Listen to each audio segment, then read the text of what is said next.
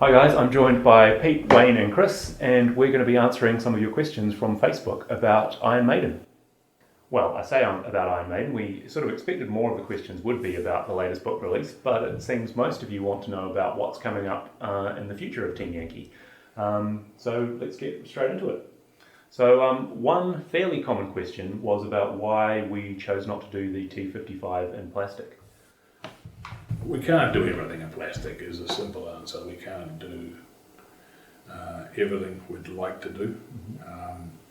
The new kits take a preference. For example, is you wouldn't want to do a sheath in there in resin metal and then a year later do it in plastic. That would just be silly. So new vehicles get a preference over vehicles that are already out. I know the T55 AM is a new vehicle. We would like to do it in plastic, but we can't do everything. Battlefront is changing. We are evolving into a plastics company. We're doing more and more plastics. Iron Maiden, you see now, has got the most plastics of any release, and they're great kits, I think. I'm really pleased. I've enjoyed putting even myself some of them together. They're great kits and a lot of fun, but we'd like to do more, but we can't do everything. And the other thing is just, and Tim Adcock's got a video coming that's already down the feed. I watched recently, interviewed by Adam, and watched that. That'll give you some idea of some of the process that Tim goes It is a long process. A lot of people don't realise how involved it is getting a plastic kit out. From the time you want the links to the time you get a plastic sprue to look at is a year. And if we try to shorten that, screw-ups happen. So there's only so many things we can do, and we've got a lot of Team Yankee models, come out recently. We've got a lot of World War II stuff coming up, in the near future as well. The other thing is, whatever we do, we need to do it as well as we can. That's right. And rushing and pushing, we just need to work with the companies we're working with, our own sculptors and the companies who do the metal cutting and all that sort of parts of the job. And that coordination is all over the world. We have designers in England, we have designers in New Zealand, we have designers in America, we have tool cutting in China and in Malaysia, we've cut tools in England, we make plastic and we make decisions in New Zealand. This is a logistics, a complex logistical issue. And it requires time and it requires care and attention, and it takes and we need to get it as right as we can get it. Okay, so next question. Peter Tilkowski wants to know if we will be doing polls. They're not on the list, Peter. Hopefully we can do them at some stage, but they're currently not on the schedule at the moment. They require some of their own unique equipment, unlike the Volkswagen, which we are doing, because they use all their vehicles use the Russian models already make. So okay, well that leads into the next question from Tony Peter Carter. This is one for you, I think, Wayne. Tony wants to know about the East Germans. So yeah. Well, we do. We have East Germans coming out. A book called Volksarmy coming out in January.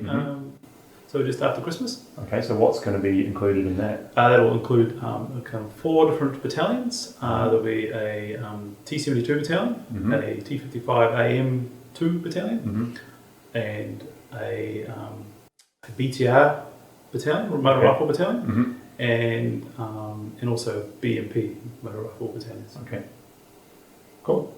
So there's a lot of stuff in it. It's a little bit smaller than say Iron Maiden or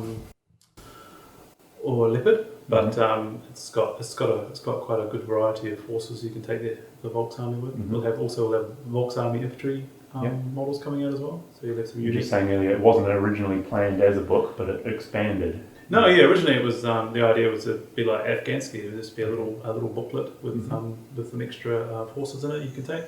But we decided we'd make it into a book. Sounds cool.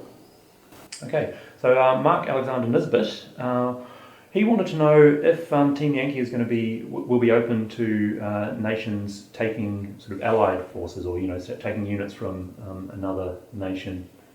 His example was letting the British have access to the Tornado.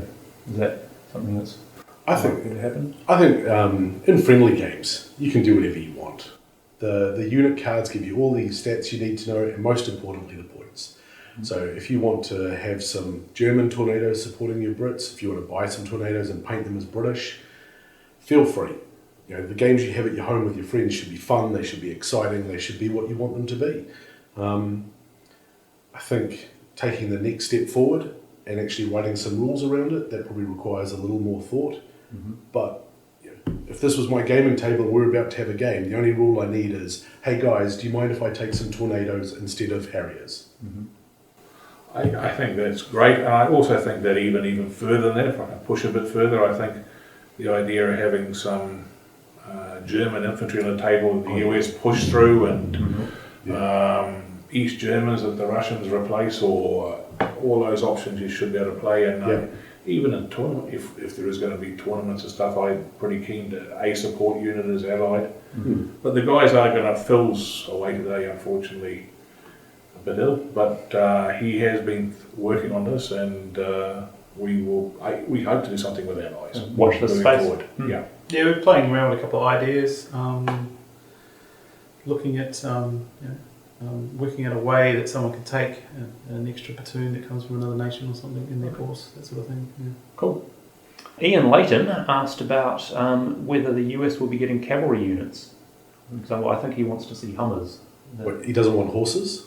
Not that sort of cavalry. We are going to do Hunters, and we are going to do with tows, and the Hunters will be in plastic. Excellent. And there will be another US book, and it's going to get the working title is Stripes. Okay. I hope to do a Winnebago we're hopefully going to get a Winnebago with Sergeant Holker hanging onto the roof, saying I'm too old for this. If I remember my movie correctly. But we really want to, yes, that's the next US book, and that'll have lots of new stuff in it. Okay. Read M60s, read Hummers, and lots of more cool stuff.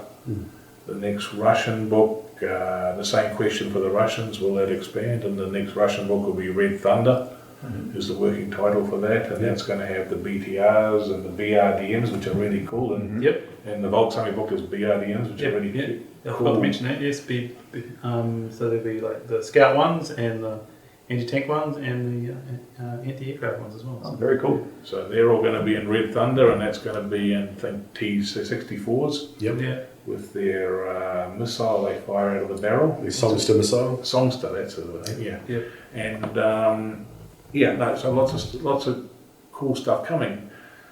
If you just kind of divert a bit from the questions, Team, and maybe answer some of them in one big go, is that Team Yankee is here to stay. We're really, really thrilled with the response we got on Team Yankee. We're really pleased with the uptake from the stores and the customer base and the hobbyists, and what people are doing is with our kits is amazing, and what they're doing with the game and what they're playing.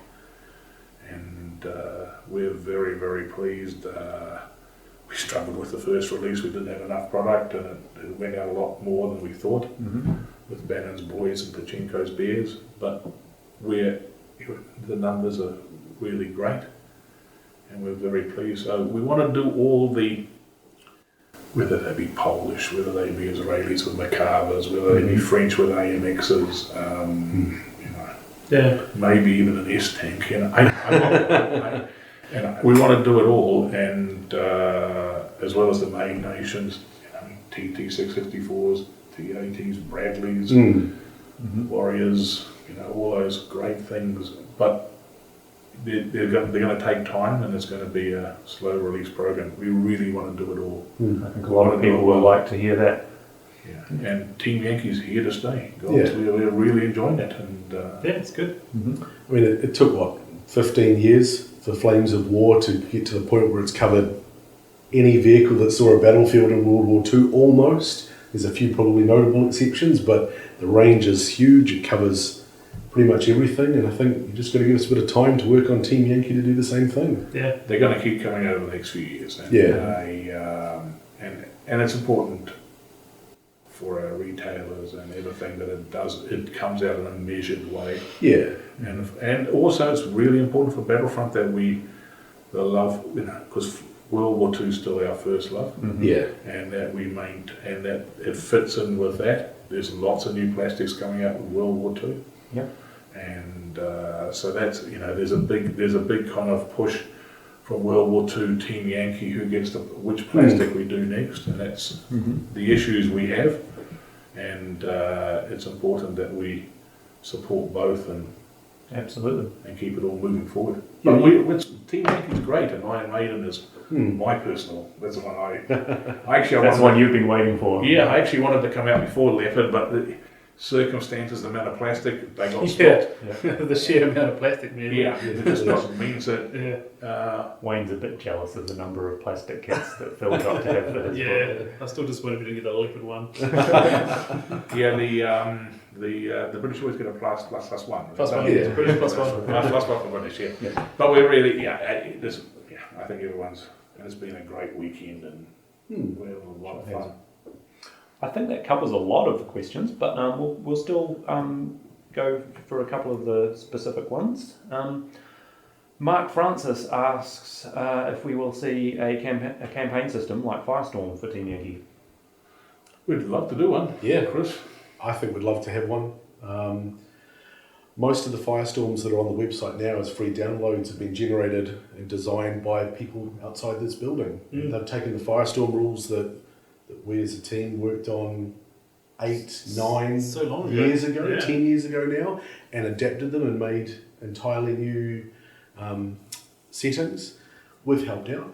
We've done graphic design to help them along. We've made maps. Who's our friend in Iceland? Yokel. Yokel, yes. He's fantastic. He's amazing. He's a machine. Hi, Yokel. I hope you're watching this. Yes, Invasion Iceland. We expect that Firestorm next week.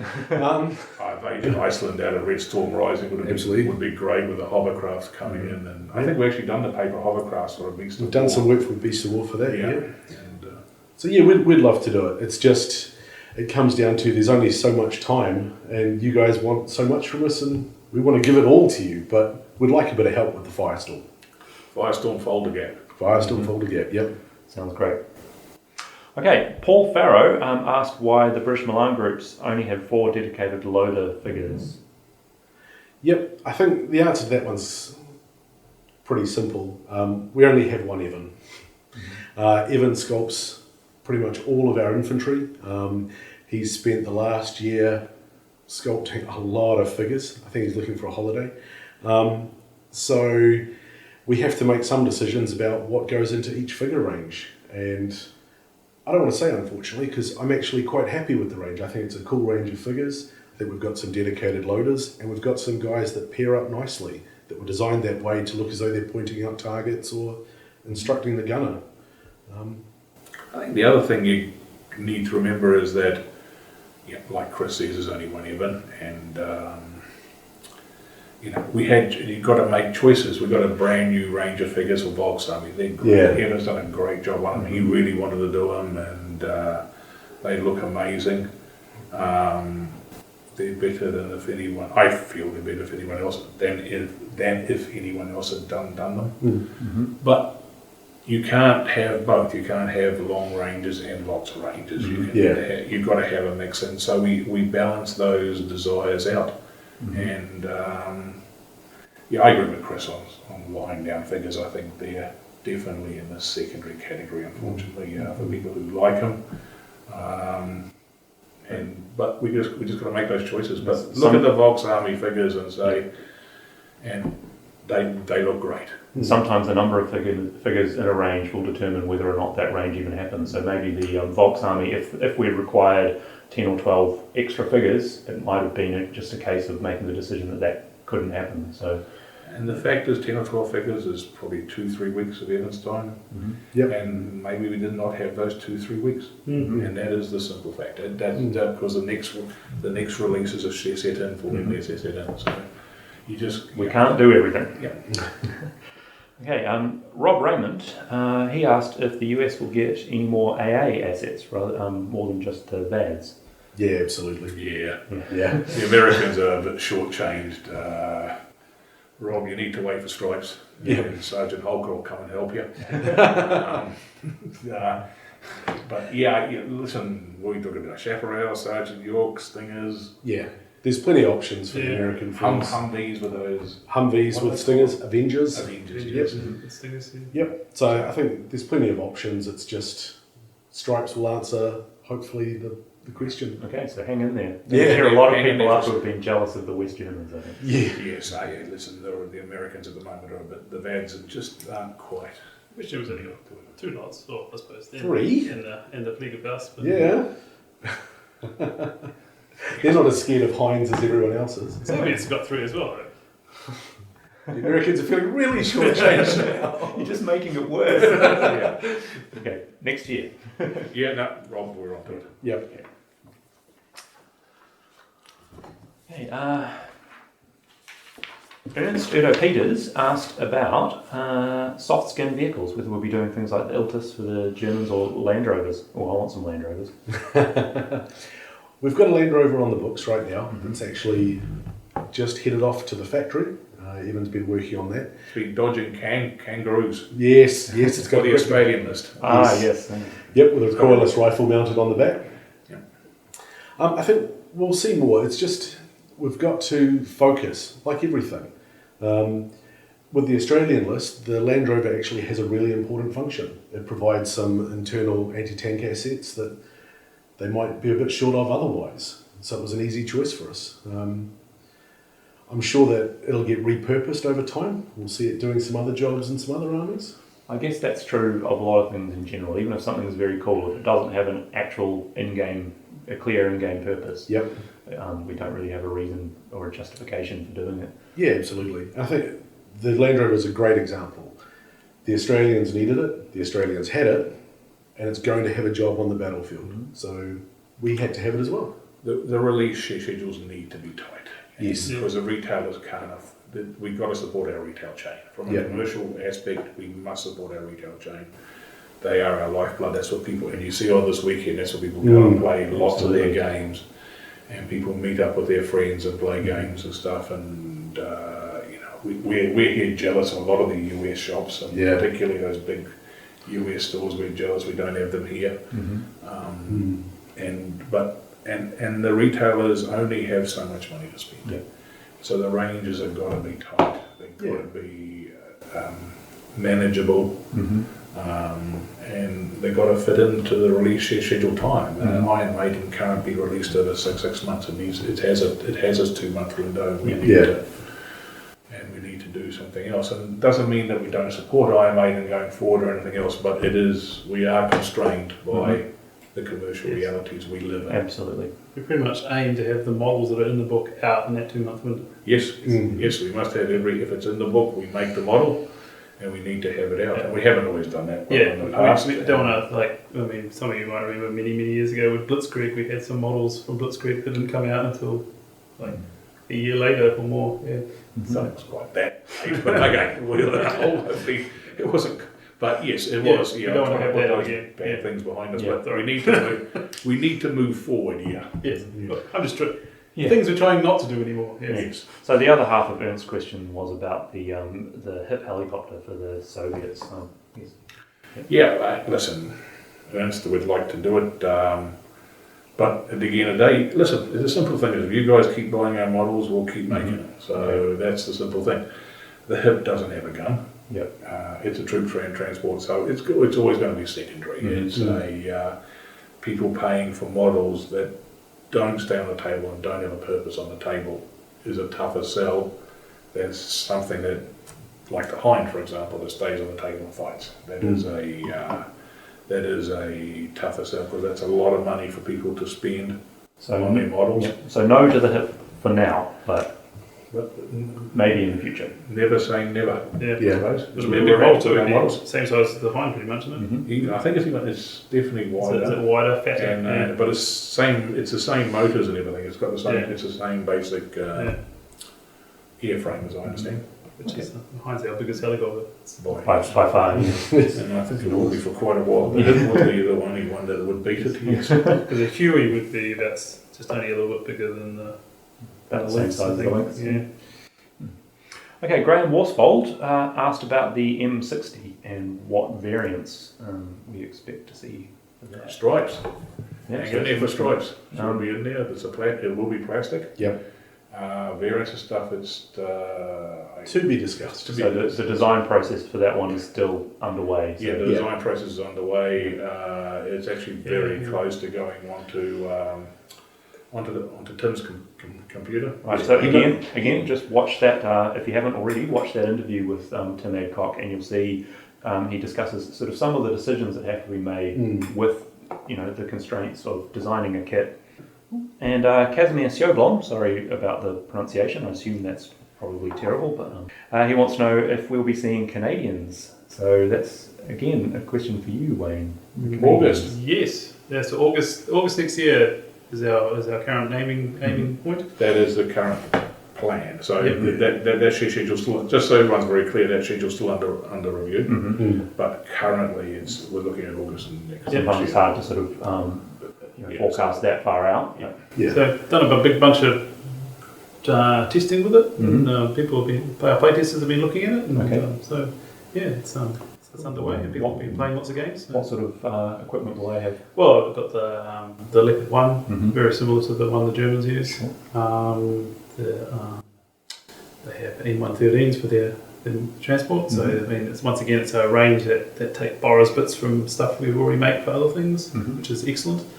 The Lynx CNR. Lynx CNR. There's a couple of new things. There's a little M113 based recon vehicle that a lot of people who haven't looked at the Canadians may not have known about, but it's we'll probably do that, and we'll do a little. We're going to do a NATO infantry range sort of thing, which will cover Canadians, but also work for other people later as well. Okay. Yeah. And if I can convince someone, we'll get ADATs as well. Oh, and you mentioned earlier the Australians. Do we know roughly when they're scheduled for? They're a bit more penciled in, those guys, but that's a little later. When is that? I think it's early October or something. 2018, I think. Oh, right. It's still next year. Yeah. Okay. The other thing with Australians is that the question earlier was about allies. The Australians have a box in there that allows you to take, because the story is, Wayne, can you wrote the story. So one of the things that we talk about in the original Team Yankee book is the fact that the British have a second corps that gets formed, and then their divisions get split between the two corps, but then they also raise some territorial units to go with it. And we thought, well, as part of our story, we'll have the Australians and a few little New Zealand units on exercise in Europe with the British, and then the Commonwealth governments agree to allow the Australians and New Zealand units to stay, and they form a little brigade, and they get attached to a British division, and that's how they end up in World War III. Yeah. Sounds very plausible. Yeah. The upshot of that is that they're on their list. They get an ally. They're allowed to take an allied British combat platoon. So one of the black boxes, the compulsory. Yeah, compulsory platoon. So one of the compulsory platoons, one of the British formations can be taken as a support. So you can take a platoon of chieftains with your Australians. Yeah. Okay.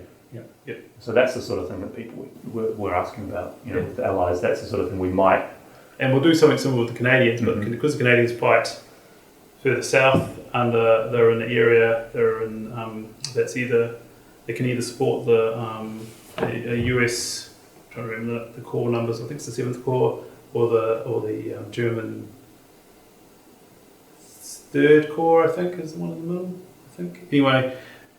So you can choose to have either German support or US support. Okay. Yeah, depending on who the Canadians get attached to for whatever. Yeah. Sounds good. Yeah. Okay, so I think that pretty much covers everything. Was there anything else that you wanted to say, just to sum up? Just like to say a big thank you to everyone at Battlefront First. That there's been a big weekend, America and England involved, and everyone involved, and but an even bigger thank you to everyone out there who's watched all these videos and been involved and gone to stores and retailers and everyone else. And I suppose we need some, maybe some rousing Margaret Thatcher speeches or something now, music or something like Any of that. those speeches ever roused?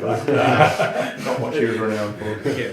It has been pretty amazing sitting here so far away from the US and UK stores and the Australian stores, just seeing the pictures coming in of the guys going into these stores, playing games.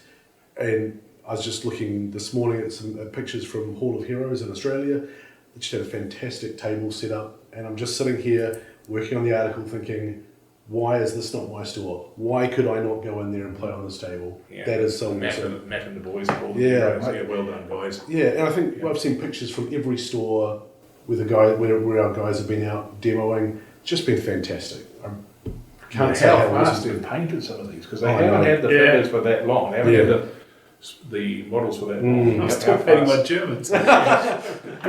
There'll be a lot of. I know we expected them to have just undercoat put on these armies. Each of our participating stores will have a British Army to give away this weekend. Yeah, we expected them to just be, primed at best, but a lot of the stores have actually done a really nice paint job. Yeah. I'm quite impressed. It's So there'll be amazing. some happy customers, I think, at the Yeah. end of this weekend. So it's been fantastic. Mm. Okay, well, thanks for joining us. Thank you, and happy gaming. Yeah, see ya.